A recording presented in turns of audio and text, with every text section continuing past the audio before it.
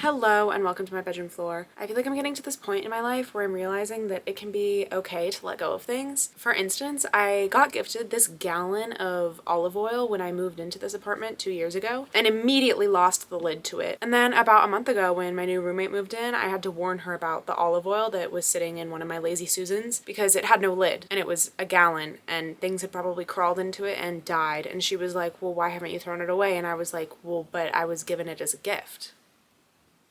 Anyways, she saved my life and probably many people's lives after who could potentially come into my kitchen and use my olive oil, none the wiser, by throwing it away for me and buying a completely normal bottle of olive oil that we can now use. I literally haven't used olive oil for 2 years because I've been too scared to go into my Lazy Susan and get the potentially ant-infested olive oil out. This story comes as a lesson for what I'm about to do, which is a giant book unhaul. Fun fact about me, I'm actually president and co-founder, shout out Katie, of my college's book club. And we are doing a book drive for Thanksgiving. And so I was like, well, I want to be a good example and, donate lots of books. And so I was like, I'll go through all my books and pick out like 5 that I don't want anymore. And I picked out so many. And I figured it would be kind of fun to go through them, not really as a hateful thing, but more as like why I'm never going to read these, why you potentially might want to read these, and as a lesson on closure and parting with things despite not wanting to. So this is the olive oil of my book collection. I'm Allie, by the way. Starting off strong,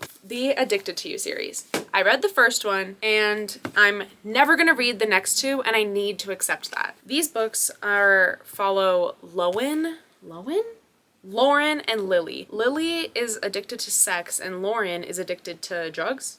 No, alcohol. I really wanted to be an enjoyer of this series because it ends up being like 9 books long or something crazy and I love getting invested in things like that. But I read the first one and honestly truly didn't like it. So why would I continue? Like, why do I need to, The answer is I don't. But if this sounds like your thing, you'll find this at where we donate it, so have fun looking for that. Next, Kingdom of the Wicked by Carrie Maniscalco. I read this, I wasn't super attached, and so I'm giving it to somebody who could potentially like it a lot more than me. What do I even remember about this? Honestly, nothing. But you could be the best friend of somebody entirely new. Fall of Wrath and Ruin. If you know me, you know how much I thoroughly detested this book. So why is it still on my shelf? I need to give it to somebody who's gonna like it. Like, I'm going through a whole life crisis right now. Vicious by V.E. Schwab. I only got like 20 pages into this and decided it wasn't for me. And that's okay because I love The Invisible Life of Addie LaRue is one of my favorite books. Just because that is one of my favorite books doesn't mean that I need to read all 400 pages of something that I know isn't gonna be my thing and this wasn't gonna be my thing. Kristen Hanna, Home Again. Again, this is another one where I just need to pick my battles and realize that I need to read other Kristen Hannas before I get to like niche Kristen Hanna. Like, I need to read The Nightingale and I need to read Firefly Lane and like all of these things. If I'm going to read a Kristen Hanna, it's gonna be one of those. So I should give this to somebody who's gonna read more Kristen Hanna. You guessed it. Love and Other Words. I have 2 copies of this, and this is my like weird one that I felt oddly attached to because of how odd and weird it was, and it was the first one I read, and it's one of my favorite books. But it's really weird. And honestly, if I'm being for real, I kind of want to share the weirdness with, like, I hope that somebody else picks this up and is able to appreciate and love it despite how odd the cover looks, just the way that I did when I was 17. Set on You by Amy Lee. I don't think I'm ever going to read this. It's something about him on the cover. Sorry, wait. Why am I outing myself as just like, I'm a really big mood reader, and I mean mood in the sense of like everything about the book. So what's on the back, what's on the front, like, and I don't know. I've also become a lot more picky with my contemporary romances because they, this year especially, have been putting me into massive reading slumps when I try to like dredge through them and I hate them. So not saying that I was going to hate this, but I just have so many I have 316 books on my want to read, and I've looked at this for the last 2.5 years and haven't picked it up, so it's probably never gonna happen. The No-Show, I read it and I didn't like it. There's something that happens at the end that really just like made me so mad, so I just don't really want to look at it anymore because every time I look at it I'm like, oh my god, I hated the end of that. Why is it on my shelf? don't know. I get really attached to things and I need not to. I have another copy of this that I annotated. This one I didn't. I don't know how I ended up with it. I think someone gave it back to me thinking it was mine and I was like, yeah, probably. And it entirely wasn't. It was probably theirs. Secretly Yours by Tessa Bailey. I'm just never gonna read it. I have a really big love-hate relationship with Tessa Bailey. I either really like her books. Yeah, exactly. Or I really, really hate them. Wildfire by Hannah Grace. This is the second book to Icebreaker, and I honestly liked this one better. I just want to share the love. I just don't need it anymore. I really like broke the spine on it because it was my airport book. It was an impulsive airport purchase. For some reason, that just like possessed me to like on the airplane. Sorry if that like triggered anyone. Anyway, so I'm giving it to somebody else to enjoy. Marriage for One by Ella Mace.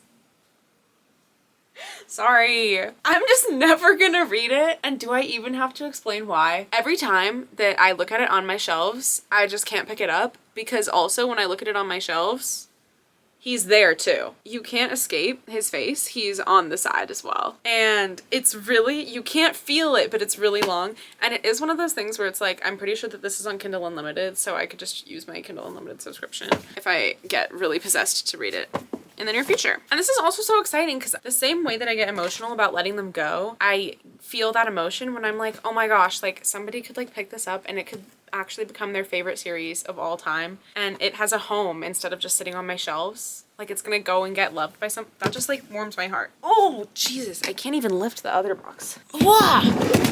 This one I think has a lot of YA romances in it, and a lot of the reason for these is that I just have not been liking YA romance lately. Yeah, just limiting my collection of those and hoping they go to a better home. Like Last Chance Books. I bought this to read it on Valentine's Day in high school and then never did.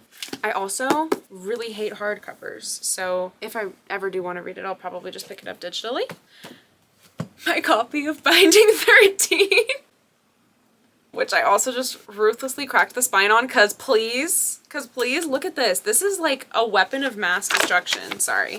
I promise I didn't hurt it any more than it's already hurt. Yeah.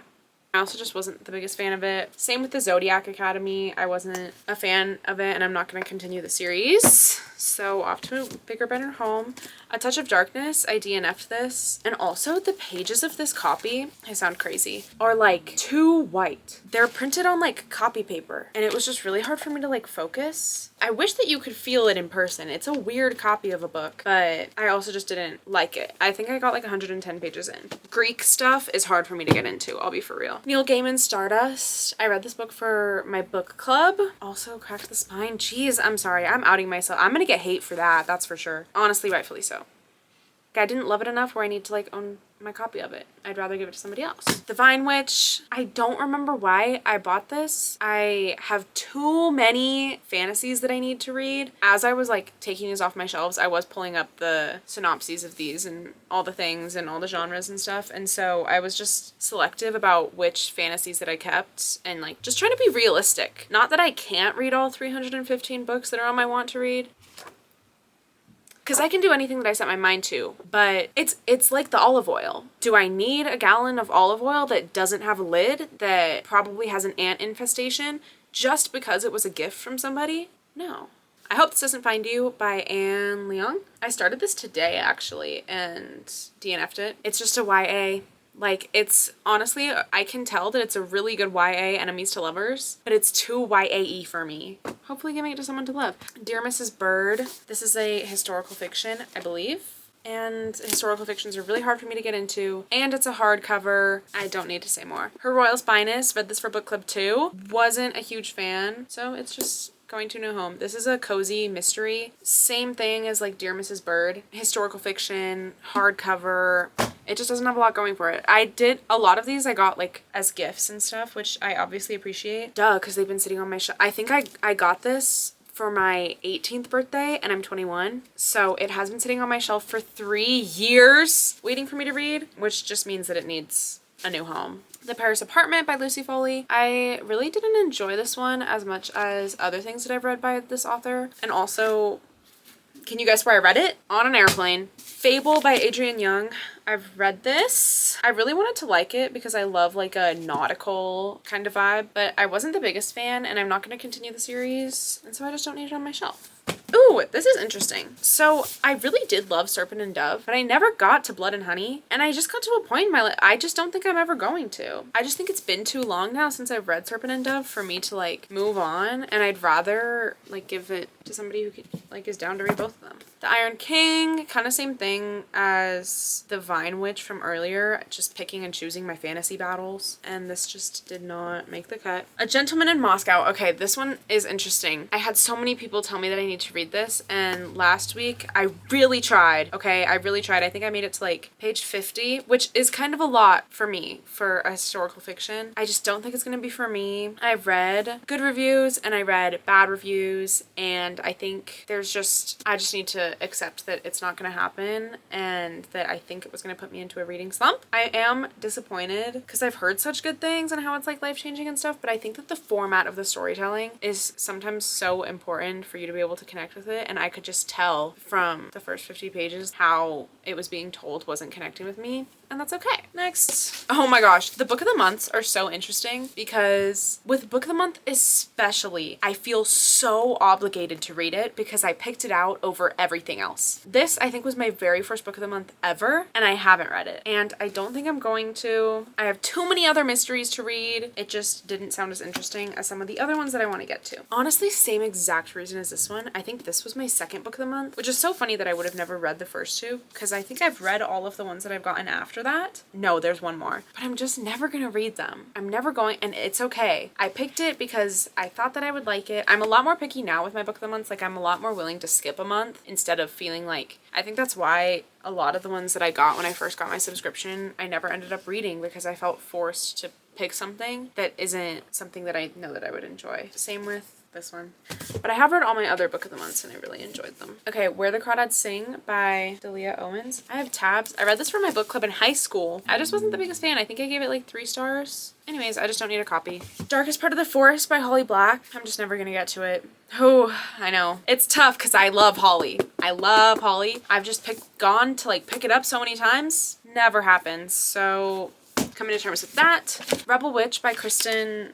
I'm so sorry, Kristen. I'm not going to attempt your last name. I read this over the summer. I didn't like it as much as the first one, and I just don't need a copy of it. Okay, Susanna Clark. Piranesi. I tried reading this over the summer. I think for the second time. It was my second try reading it. It's one of my friend's favorite books, and so I really wanted to give it the old college try. Again, kind of with format, it just wasn't for me, and the way that the story was being told, I just wasn't connecting, and so I don't think I was going to get as much out of it as other people would. Ooh, The Betrothed by Kira Cass. Guys, I'm the biggest Selection fan ever, and so I wanted to continue that on. I think I got this when it got released. Yeah, because this is hardcover. 2020. So I've had this book for 5 years, which means that all like 4 times that I've moved and had to carry all my books with me, I've carried it with me and still not read it. It's just a YA thing. I just don't read enough YA anymore, and it's hardcover too. So I'm like, if I'm gonna pick it up, I'm gonna pick it up digitally because I have the hardcover. So, and I'm just weird and crazy. Till Summer Do Us Part. I tried reading this over the summer. I also hate sprayed edges, and I need to stop buying them because I just hate them for some reason. Sorry, I'm weird. And I never finished it. I got really far in, I remember. I think I got like 40% of the way or something. I think it's fake dating and they have to go on like a wellness retreat together with her work and pretend to be married or something, and for some reason it just wasn't hitting. Nora Roberts, Summer Shadows. I'm just not in a Nora Roberts era. Maybe I will be someday. Summer Romance. Did I read this? I did read this. I did read this and obviously remember nothing about it. Ooh, I read this in the pool. You can tell because it's wet. I'm horrible. I'm so sorry. I'm really hard on things that I love. I've just always been that way. Yeah, it just wasn't a favorite of like the summer romances that I have, so I just don't need a copy of it. Left of Forever by Tara DeWitt. I know that a lot of people love this, but I'm not a huge... I think this was Second Chance. Yeah, this was Second Chance and they have a kid together, and I just don't really like that trope, and so it just wasn't for me. I wonder how many books that was, Allie. Put a count. I hope that you enjoyed or at least felt inspired in some way to realize that it's okay to give up your gallon of olive oil. Even if you feel like you might use it someday, you probably won't because it's infested with ants, most likely. These books aren't infested with ants, but you understand the wonderful metaphor that I'm using to talk about this book on haul. And yeah, maybe you also heard me talking about one of these books and you were like, whoa, that seems like something that I would really like. Honestly, that's my goal with giving these away, is that why do I want to hang on to something that either I've read and I didn't truly enjoy, or I know that I'm not going to read at least in the next like year, and that I've kept trying to read for forever and obviously haven't picked up. I would rather give that away and let somebody else give it a chance and potentially find their favorite books. I didn't mention this, but we're donating them to the little like free libraries around town. And so I just know like I get so excited when I get a free book out of there and it ends up being one of my favorites. Like that's the best feeling ever when something is completely free and then changes your life. I don't know. That's my goal here, is that instead of sitting on my shelves, they'll be sitting in the hands of little bookworms. Thanks so much for watching. Happy November. I hope that you guys have been reading really good books. Let me know what ones are on your Christmas list, because I need inspo, obviously. Okay, I need to shut up because I obviously have a lot of books to, like, this is just my collection of books and we're having other people donate and I'm gonna have to drive them around and the boxes are really heavy, so I obviously have lots of things to do. So I'm gonna go and drive for the book drive. See you next time. Mwah.